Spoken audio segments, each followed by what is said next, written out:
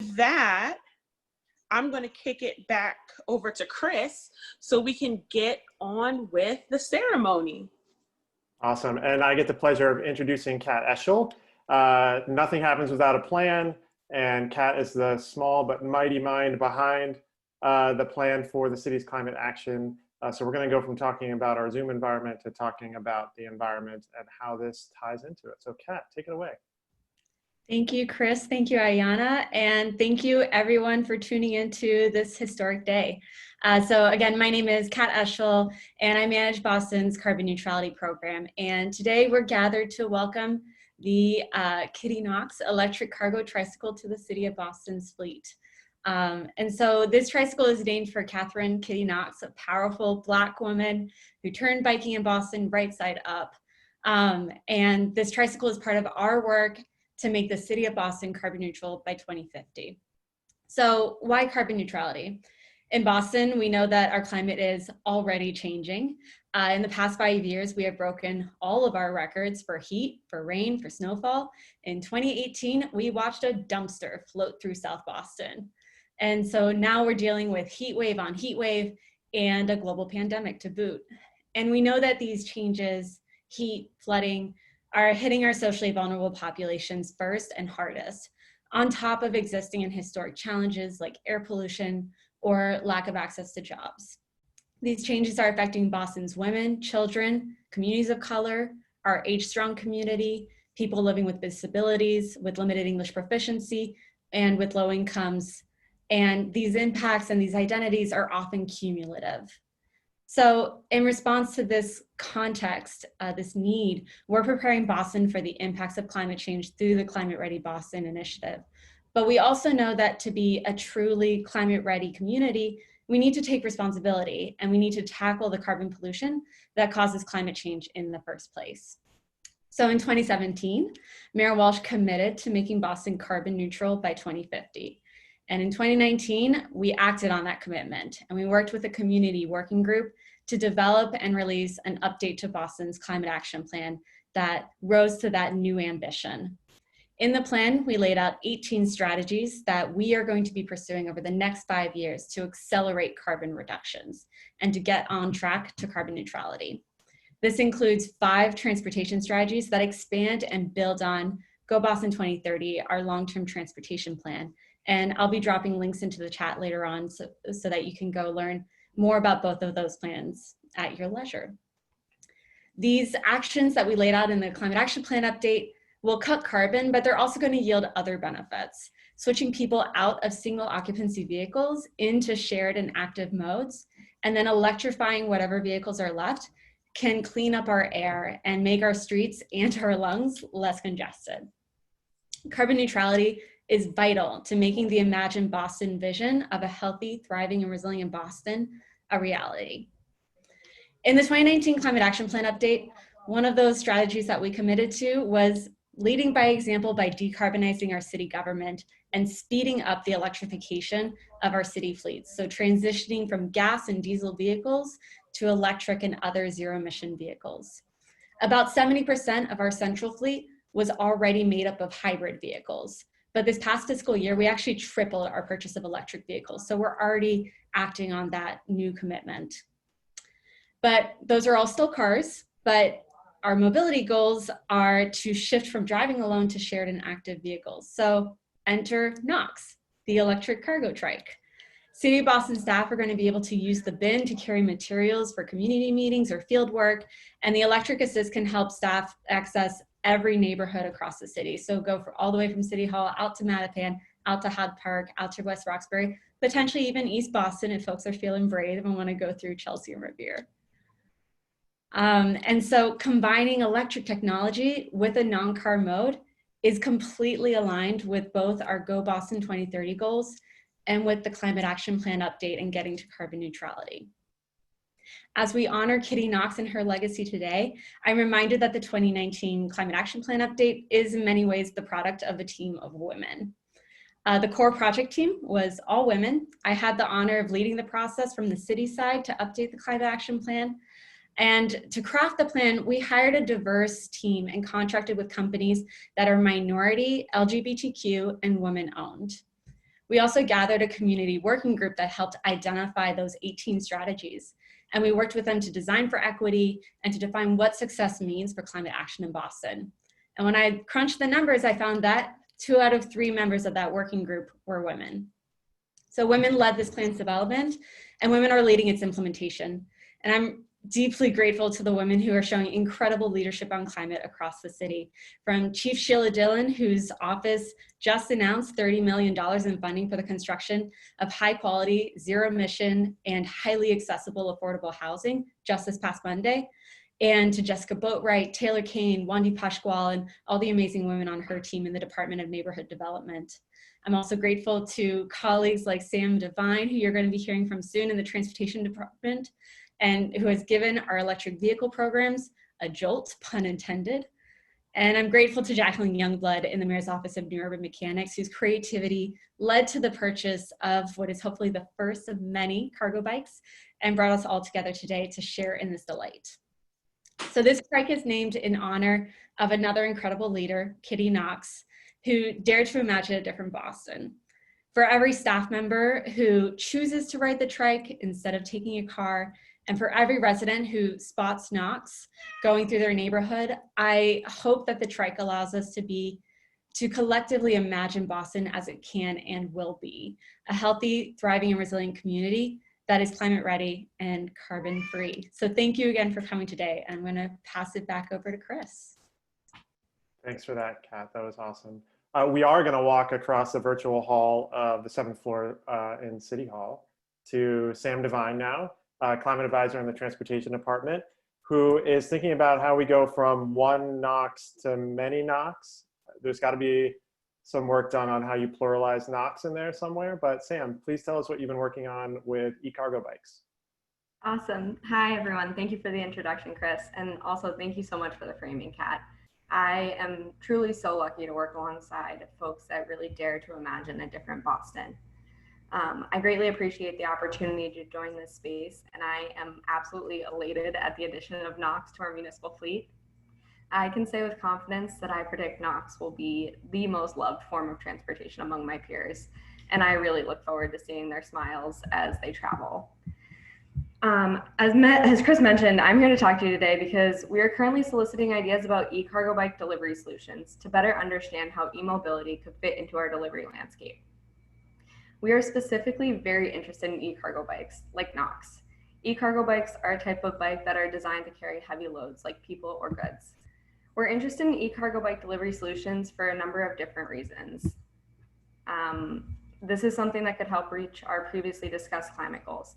As Kat mentioned, in 2017, Mayor Martin J. Walsh committed to make Boston carbon neutral by 2050. Over the past 10 years, deliveries from online purchases in Boston's metro regions has surged, contributing to congestion and air pollution. This program is really trying to understand how e-cargo bikes could reduce emissions from Boston's booming deliveries. More recently, during the COVID-19 pandemic, many residents have turned to online deliveries to get groceries and many other essential goods in order to remain physically distant. We're really interested in this program also because our curbs are super precious resources, and this could help reduce the burden that they face. We know a bit about how e-cargo bike deliveries are made in other cities, and we really see some similarities between those cities and Boston. We also know that e-cargo bikes can be more cost-effective than delivery trucks for journeys under 6 miles in high-density residential areas with low delivery volumes. At least 20% of inner city deliveries could be undertaken by cargo bikes. Next slide. We're really eager to hear responses that could inform our potential approach. Current obstacles to e-cargo bike adoption by private businesses and other opportunities to green last mile deliveries. We also want to understand current initiatives that are already happening in our city that involve e-cargo bike deliveries. Recommendations should include partnership opportunities, current barrier analysis, current demand analysis, density considerations, and impact analysis. And all recommendations should really strive for sustainable long-term solutions. Next slide. If you have questions, my email is on this slide, but I'll also drop it into the chat after this presentation. Responses are due on August 24th, so quick turnaround, 4 days. But I really encourage you to respond, no matter your position or interest in e-cargo bike deliveries. Thank you all so much for the opportunity to present today. Thank you, Jacqueline, for facilitating this event and for really spearheading this addition to our municipal fleet. I look forward to seeing your responses to this request for information, and I really look forward to seeing Knox on the streets of Boston. Thank you. Thanks, Sam. And thanks for that glimpse, hopefully, at the future of what Boston streets will look like and how we're moving goods around. We're now going to travel back in time 100 or so years to Larry Finnison to talk about Kittie Knox and some of the research that he did for the book Boston Cycling Craze, 1880 to 1900. If you haven't read that book, I think it is the definitive book on cycling history in the city of Boston. It's definitely worth a read. You can grab it at your local library. Larry, please share with us your story. Thanks very much, Chris. I appreciate that. And thanks to the City of Boston for naming a fleet cargo bike for Kittie Knox, and to Jacqueline Youngblood for asking me to say a few words about her. And thanks to Nan Toll Millette, a Kittie Knox relative, and to her husband, Hart, and their family for help and support along the way. And I think they're online watching this right now, which I'm so delighted with. Yes, Larry, we are here. Oh, beautiful. It's an honor to talk about Kittie Knox. She's been the subject of my research for over a decade, and the main character in my first book on history of cycling, Boston Cycling Craze, 1880 to 1900. After 100 years of obscurity, she has been much honored in the last few years with a gravestone at Mount Auburn Cemetery and a site on their African American Heritage Trail. A Cambridge City Council proclamation in her honor, the naming of a Kittie Knox bike path next to the Federal Transportation Building in Cambridge, and an exhibit and conversations at the West End Museum recently. Velo News just published an article about her, and the American Cyclist will have one in their fall issue. Even more, the League of American Bicyclists this spring awarded an annual Kittie Knox Award for equity, diversion, and inclusion, which is a huge step forward, I think. Let me give you a little background on her. She was born in Somerville in 1874, and in the earlier part of her life, she lived near Kendall Square, and then on to the corner of Irving and Cambridge Streets in Boston. Her father was John Knox, a black man from Philadelphia who came to Boston most likely in the 1850s, and has a very interesting story himself, including becoming a tailor here. And her mother, Katherine Toll, a white ex-factory worker born in the tiny rural town of East Parsonsfield, Maine. A black newspaper in 1893 described Kittie as a graceful cycler at Cottage City on Martha's Vineyard. She joined the League of American Wheelmen just before they changed their constitution to exclude any but white members. Members of the Riverside Cycle Club, a black club from the West End and Cambridgeport, protested, and the Massachusetts legislature issued a condemnation of the League's anti-black rule. It made little difference, unfortunately. Kittie traveled to the League's annual meet in Asbury Park, New Jersey, apparently with the support of some Boston League members, and she defied the new rule while there, and there she is at Asbury Park. Hundreds of newspapers around the country and in Canada carried her story. Back in Massachusetts, she was honored as a pace setter on some rides and was excluded from others, including several century rides, 100-mile rides. The newspapers frequently noted her presence at places like the Chestnut Hill Reservoir, where cyclists met up to see and be seen. She experienced the extremes of acceptance, insulting rejection, and all points in between. She was also part of the revolt against wearing a long skirt and won the cycling contest at Waltham Cycle Park wearing a knickerbocker outfit, which, as a seamstress, she designed herself. Some of the traditionalist ladies in the grandstand hissed. Was it her race or her dress? No definitive answer to that, and the reports all differed from one another. She died in 1900 of chronic kidney disease at Massachusetts General Hospital and was buried at Mount Auburn Cemetery. Her story and that of her Black cycling companions gave me an opportunity to explore the racial and cultural history of Boston and just how devastating was the abandonment of Reconstruction at the end of the 19th century and the decline of abolitionist sentiment even in places like Boston. All of this can be seen through the lens of cycling. So to sum up, Kittie Knox was a young woman of courage and a strong rider. She was well known at the time, but slipped into the shadows of history. I'm pleased that the city of Boston honors her and is part of the movement to resurrect her record of protest and accomplishment. Thank you. Thank you, Larry, and thank you for lifting that story up for us too.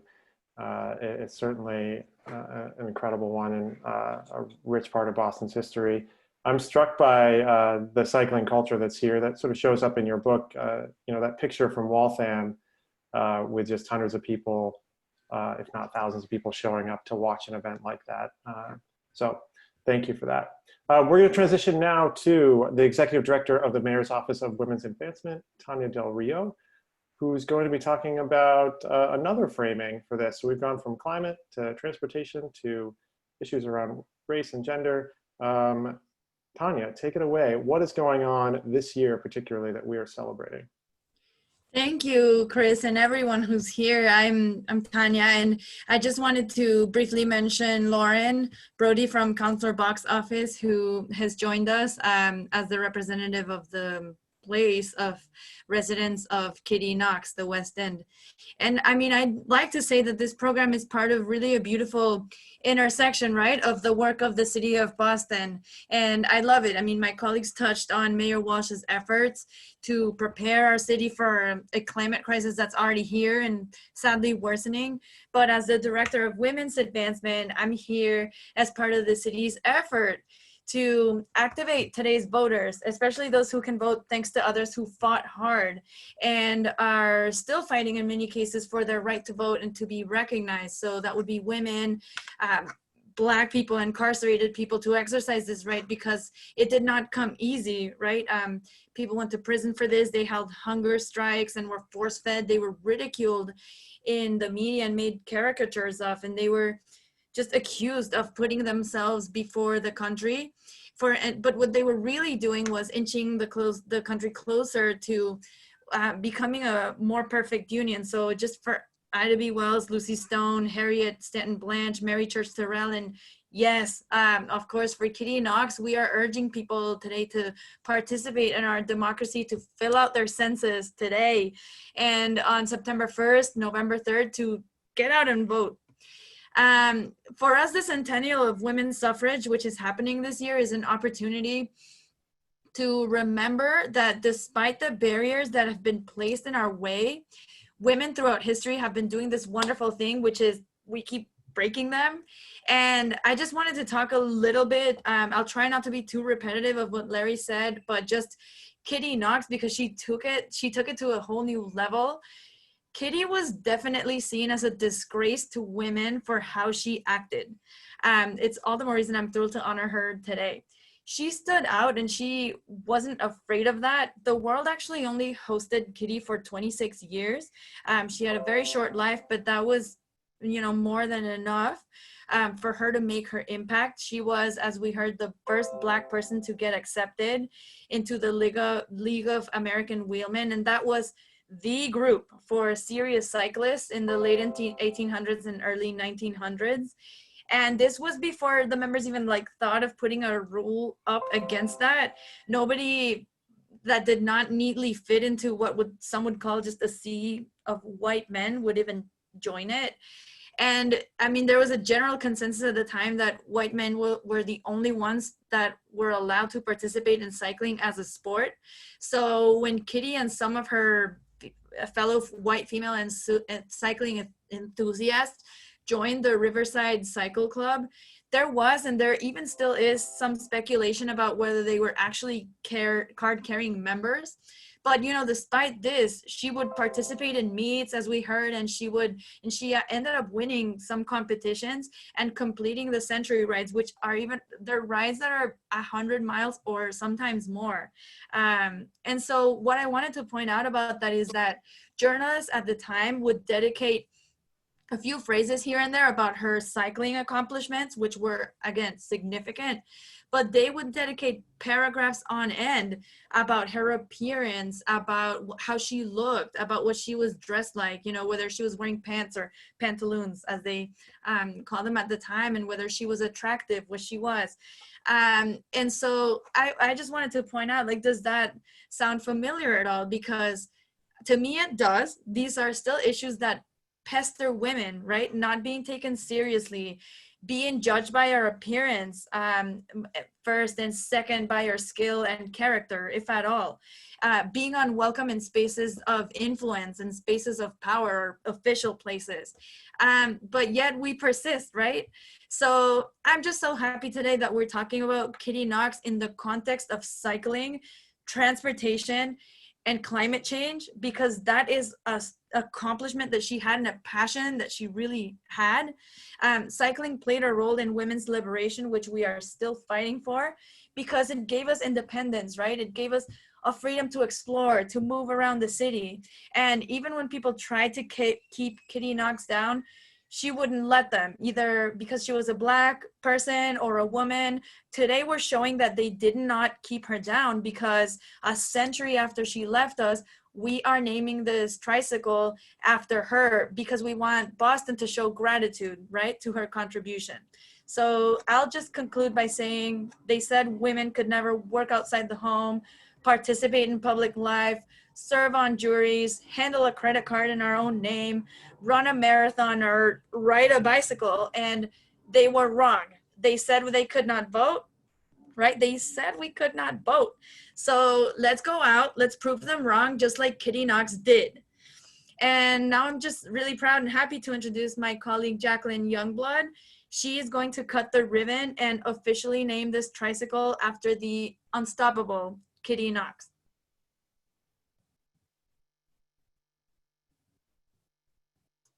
So this is the part where we test our technology in the presentation, and we go live in the field to Jacqueline.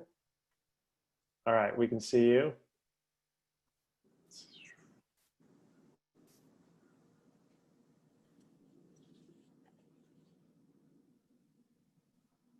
Yay. The ribbon has been cut. Yay. Awesome. Tanya, thank you for those words and that inspiration.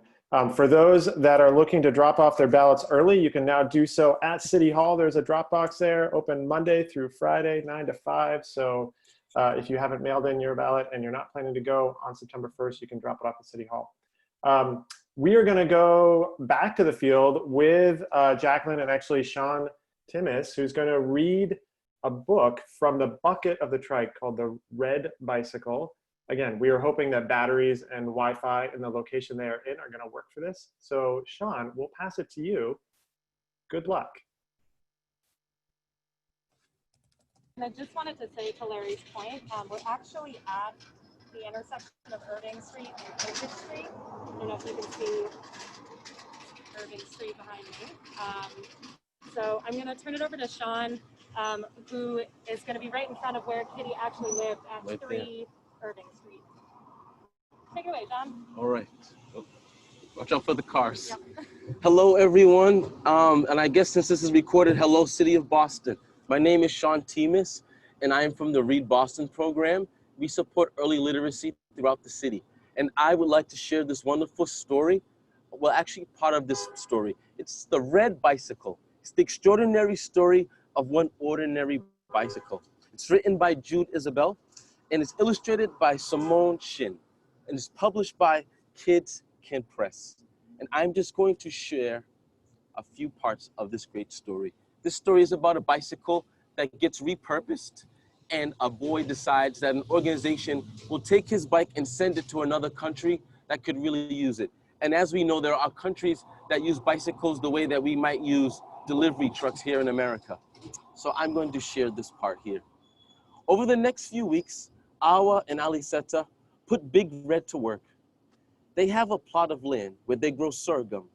It is ready to harvest, but there's one big problem. The birds often get to the sorghum before them. With Big Red, Aliseta can ride to the field early every morning and scare off the birds. Thanks to Big Red, they harvest more sorghum than usual.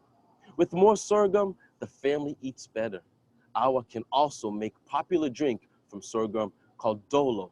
Making dolo produces extra yeast and draff, which is good animal feed. Awa trades the draff with her neighbors who have livestock in exchange for more sorghum. Aliseta begins to ride Big Red to the village markets. She now has a basket to carry items for sale. She sells the extra yeast, bags she crochets out of plastic, and shea butter that she and Awa make. With the extra money, Awa sends Aliseta's younger brother and sister to school. Over time, Big Red becomes an important part of the family. Aliseta rides the sorghum to the sorghum field and the market, and sometimes even gives her siblings a ride to school. Big Red is well used and well worn.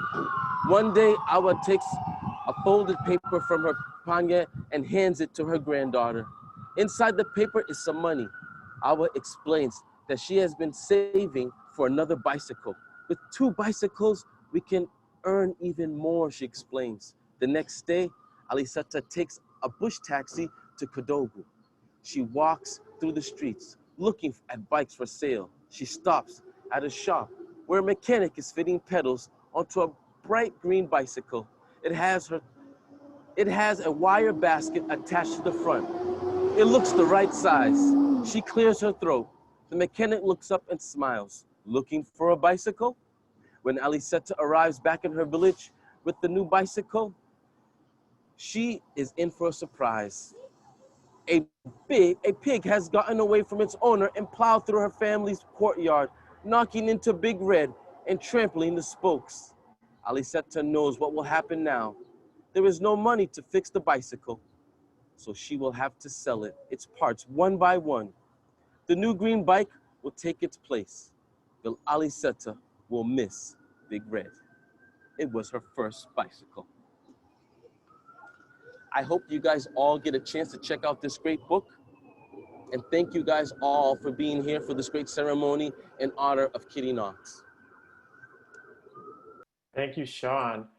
I think Reading Rainbow has some competition. I'm gonna be honest. I feel like that was better than a LeVar Burton read along, and it happened outside on the street in a cargo bike. Amazing, amazing. We are going to transition now to a Q&A portion of this gathering. So I'm going to hand it to Ayana, who's going to host that portion. If you have some questions that you want to throw in the chat, you can do that right now and start putting them in there. But Ayana, take us away. Yes, thank you, Chris. I know for today, I've definitely taken in a lot of information to see how so many different city departments work together to let history live on. So I'm really excited to hear about what you all think and the questions that you have for our panelists. So again, to go over the housekeeping, we're going to be using the chat. I see that we've had some questions already populate throughout the event, but you're more than welcome to put them in there now. You can also use the raise your hand feature, and I'll call on individuals in the order in which their hands are raised. So then you can come off of mute and ask your question. So that's another option for you. And please try to keep your questions brief. I know that we have a lot of folks on the call, and we want to make sure that we honor everyone's time and give everyone space to ask their questions. And then we're going to make sure that we end up about 2:55 for closing remarks from Joyce Lenihan, and we're going to just dive right into it. So for one, I did see a question in there from Ron Newman that says, what will the city of Boston do in Kittie's old neighborhood to make it safe to ride a bicycle northbound on Charles Street to the Longfellow Bridge, or southbound to City Hall? That comes from Jessica. So we're thinking about how bicyclists can get around the city. So I'm going to lean into our transportation department to give us a little insight on that.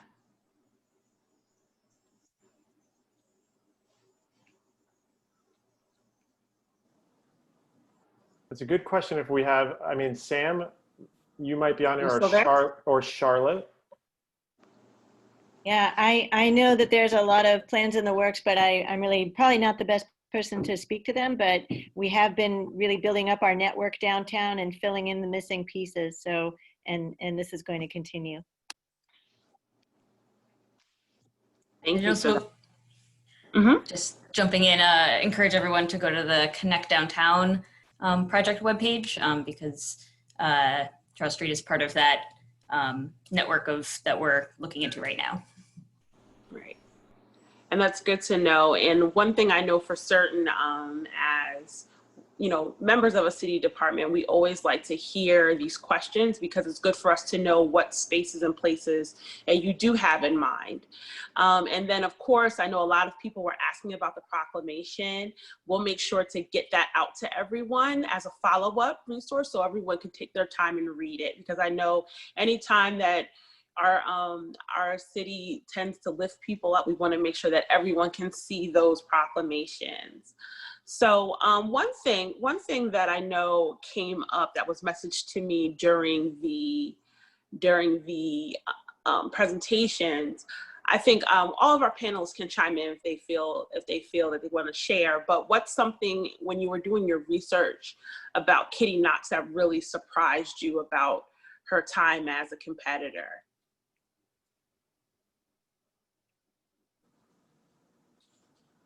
I think your mic is on mute, Mr. Fennison. I think you were talking. There we go.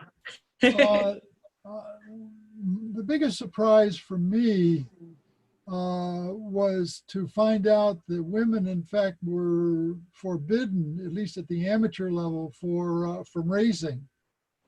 Clearly, Kittie Knox was a strong rider, like some other women in the Boston area, but she was. The league forbid women from entering amateur races. Now, I think there were probably a lot of races around informal and at the county fair tracks and whatnot, and she appeared at some of those as far as we know.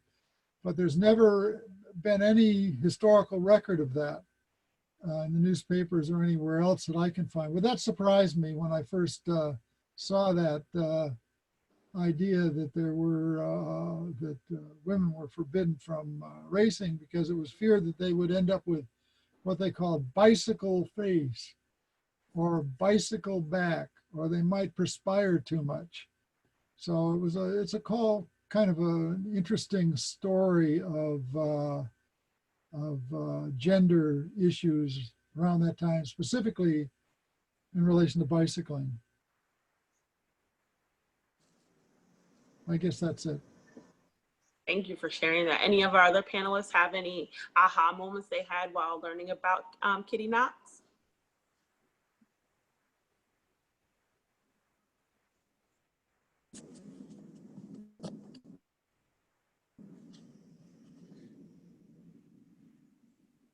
Trying to practice good Zoom etiquette. I think for me, it was just the fact that she really was kind of this lone actor, but then was able to bring people along with her and create the whole Riverside Cycling Club. You know, I think it's very often people are afraid to be the first, but sometimes a lot of people have that same desire, and by sort of taking that first step, you never know who's going to join you on the way. So that, and just so amazed that she was able to have such a huge impact in just 26 years. What an incredible person. And we were blessed to have her on this earth as long as we did. I guess one other surprise I would mention, and that is that when the league barred black riders from membership, there was a protest by the cycling club, And then one of their members, Robert Timo, was also a member of the state legislature and also a reporter at the Globe. And he introduced a resolution to the legislature, and they passed it. And I was actually able to find that in the state archives. I was really surprised by that, and also surprised just that there was a state legislator from Kittie's district in the 1890s. That was quite, Robert Timo, that was quite a surprise.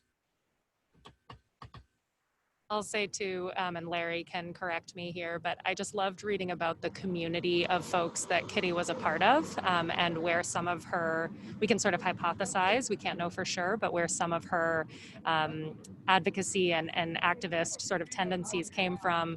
You know, her father was very active in social justice movements, and watching that intergenerational sort of sharing, I think, was really lovely to learn about. I first learned about Kittie's story through a virtual exhibition that the West End Museum did. Again, Larry mentioned this. It was called Cycling Legends of the West End. And one of our colleagues at the City of Boston had organized a virtual session for us as part of our employee resource group on bicycles and active transportation. And from there, just my continued interest in all the things that she accomplished, as Kat mentioned, in her very short 26 years. Just a nice reminder that young people really do play a role in the city and have for hundreds of years.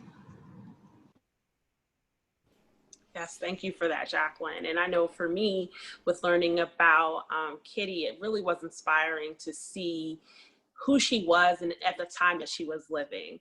Like Tanya was saying before, that was right at a time where women were really pushing the envelope and getting out there and getting ready to have the vote expanded to more people. And as we continue the legacy of voter access, I just try to think about who she was at that time when women were just getting out of traditional roles and pushing the envelope. So reading her story was definitely awe-inspiring. I do see a hand. I think it's Jessica. Jessica, you can go ahead and take yourself off mute. Okay, I'm off mute, I think. I guess one of the things I learned, which is a really sad thing about her story, and actually the story in Larry's book, is something that was useful for dealing with the last 4 years. And that is that Boston was a more tolerant city to people of color before the 1890s than it was by the end of the 1890s. And it had a big effect on bicycling, because gradually people of color stopped bicycling because they couldn't be in the group with everybody else. But at the same time, there was a big reaction to people moving up, to immigrants, to everything. And it was a lot like what's happened in the whole country recently. And I hope we can all learn and know that we have to keep working, because things don't change for good. Even once they're changed, we have to keep working on them.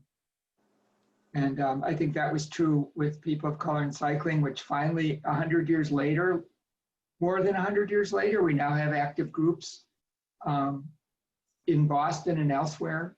And I think it's just an important thing that we've lost 100 years, and we could lose again without realizing that's going to happen. Thank you for sharing that, Jessica. One thing I know that we've had some questions about with the, gotta love working from home. So now we do have some questions about the logistics of the electric trike. So I'm gonna actually throw it over to Jacqueline to answer this. When it comes to the actual trike itself, you know, who gets to use it? And, you know, how are we keeping track of its usage, about maybe like the trip type, how often it's used, the distance that people take it on, just so then we can keep track of how we're abiding by our promise to stay green? Yep, absolutely. That's a great question. And thank you, Andy and Jane, for asking those. So for right now, for this sort of prototype, right, we're testing out what does it take for the city to add something like Knox to its fleet of vehicles. Right now, it's only for employee use. But we are hoping to understand if we could imagine a future in which there's a program for residents to check out a cargo bike or a cargo trike. We're not there yet by any stretch of the imagination, but it's certainly one of the sort of civic research questions that we're looking into. So for now, this first cargo e-trike that we have, and we picked a trike because we thought it would feel more stable, and maybe folks who don't consider themselves confident cyclists would be more willing to try out a trike than a bicycle because of the sort of shifting balance with the cargo load. We will be keeping track of sort of self-reported, which neighborhood are you going to as an employee using this trike? And so we'll be able to sort of back into trip distance from there, although it does not GPS track the route that the employee takes. And the other research question that we're asking employees to let us know is, if it weren't for the cargo e-trike, if it weren't for Knox, how would they get to where they were going? Would they have taken a city car, one of the other vehicles in the vehicle fleet? Would they have taken an Uber or a Lyft, right? The idea, the hypothesis that we're testing is that, city employees, when they go to public meetings or when they have field work, if they have to carry a bunch of things, whether that's a projector for a meeting or a bunch of flyers or, construction cones or books, as in Sean's case, that they may take a bike if they didn't have all of that cargo, but once they have that cargo, it becomes a little bit maybe stressful to think about how you're going to cart all of that around. And so with the cargo trike, with Knox, we're hoping to see, okay, if employees had this option, would they use it? And then what sort of benefits does that reap to the city, but also how does that sort of change residents' perception of something like the role of a cargo trike in the city of Boston? Is it possible for us to do? What does it look like for us to do? Do residents find it interesting? I can say just from firsthand, Sean and I have been sitting here for about an hour and a half, and people look at it, they ask us what it is, they ask us who Knox is. So we're really hoping, not in a sort of silly way, but we are hoping that it sparks conversation and that it allows the city, as Kat said, to really lead by example and really show that we're trying to try something new. So stay tuned, and we look forward to being very open about what we're learning and how it goes over the next 2 years or so as we're testing this out. Well, I can't wait to hear, and I can't wait to spot Knox myself, because I do want to give it a shot. Not the best bike rider, but since it's a trike, I think I can try it out. So thank you for sharing that information, Jacqueline. Let's see, do we have any other questions about Knox or the climate action plan? Anything else that is sparking interest for our audience today?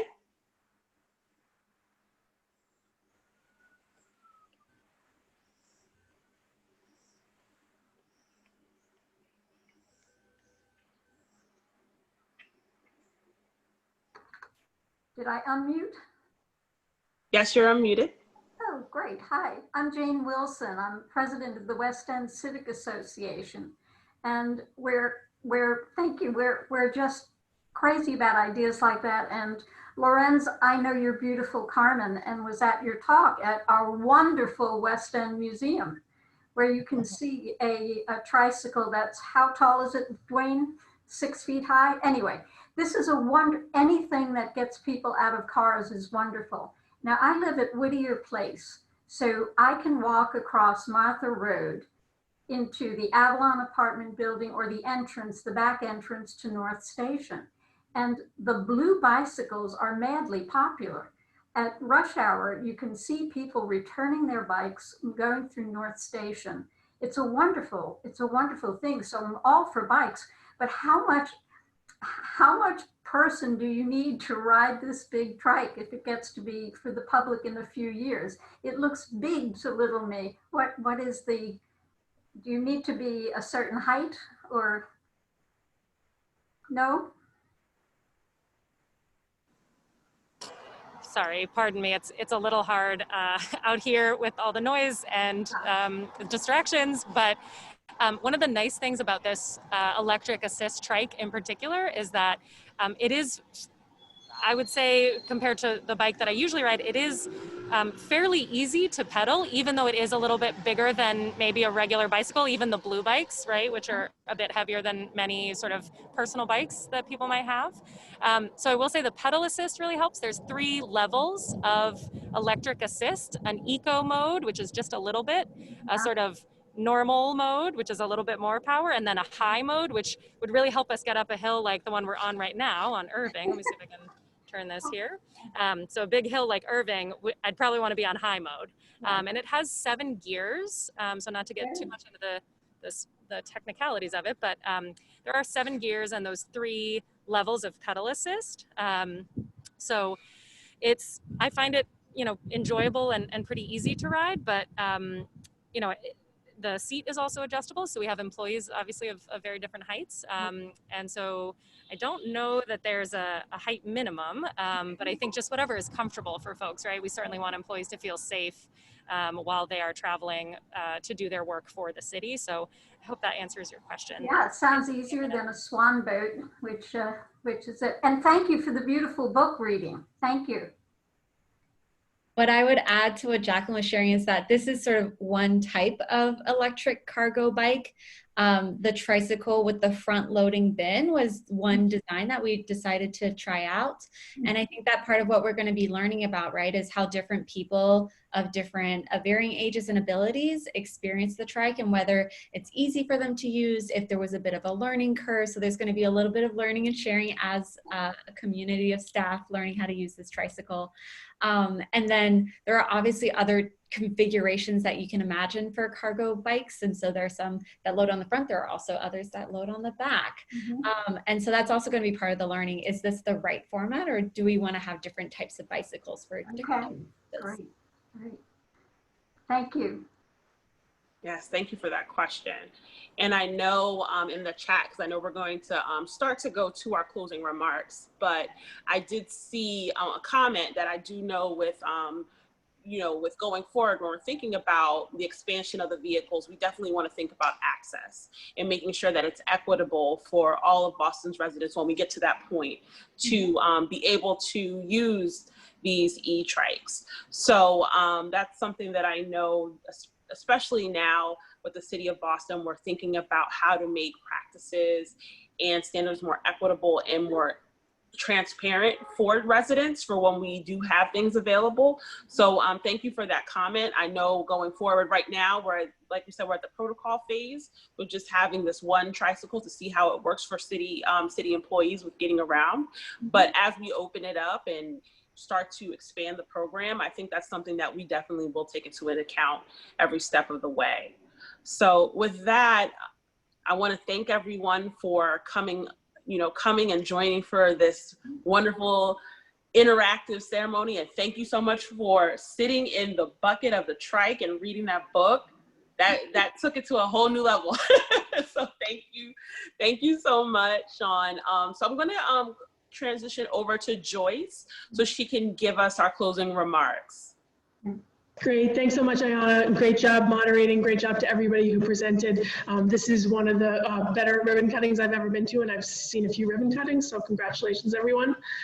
We've learned a lot about Kittie Knox, but I wanted to talk about something a little bit more universal. Laurette Savoy, the author of Trace, Memory, History, Race, and the American Landscape said, quote, "If history can be read in the names on the land, then it is very partial and very fragmented. It would do us all well to see what's missing," end quote. Boston's buildings, streets, bridges, public spaces, and objects where they are named are generally named for white men. As a percentage, there's not much named for women, and especially for women of color, yet. How Knox came to be named is a lesson in being in the room where things happen and in being prepared with information when opportunities arise. Jacqueline talked about this a little bit, but I'm told that Amy from DND organized a field trip of sorts for the Active Transportation Resource Group to an event focused on Kittie at the West End Museum. Jacqueline attended, and when the plans to purchase Knox were born, she had the idea. She was inspired by something we did last year, which was name a bridge in Hyde Park after the Grimke sisters. And that happened because one of our male colleagues had heard me and other colleagues bemoan the fact that women are not well represented in Boston. And when he knew he had a bridge to name, he came to us to ask us who it should be named for, and that one was easy. It was the Grimkes. The lesson here is that we need to be in the room and we need to be at the ready. I keep a list of women with ties to Boston who deserve a naming honor, working through it one by one. So when the idea comes up, I won't even have to hesitate. So my message to you is to make a list, and more importantly, put yourselves in the rooms at the tables where these ideas take hold. Kittie did that, the Grimkeys did it, Ruth Batson, Elizabeth Freeman, Zipporah Potter Atkins did it, Kip Tiernan, Karita Kent, Maria Stewart did. We owe it all to remember them. And there are many more as well. So thanks to all of my colleagues who made this happen, and thanks for having me. Good afternoon. Thank you. Yeah. Thank you so much for that, Joyce. And with that, we're going to let you go on with your day, spread the word about Knox, about this greener Boston that we're trying to form, and the legacy that we're trying to continue of being more inclusive, more innovative, and more forward thinking. So if you see Knox around, give us a wave, you know, hashtag spot Knox on all your social media, so that way we can get the word out and we can educate everyone on the things that we're doing in the city and how we're trying to go on and create innovative new solutions for us all. All right, everyone. With that, have a great afternoon. Thank you so much. Bye-bye. Thank you. Bye. Thanks. Thank you. Thank you. Just a reminder to stop the recording so we have it.